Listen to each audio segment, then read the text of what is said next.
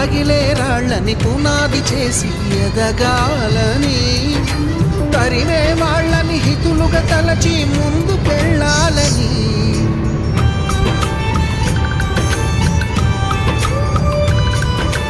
కన్నుల నీటిని కలల సాగుకై వాడుకోవాలని, కాల్చే నిప్పుని ప్రమిదగా మలచి కాంతి పంచాలని, గుండెతో ధైర్యం చెప్పెను, చూపుతో మార్గం చెప్పెను, అడుగుతో గమ్యం చెప్పెను.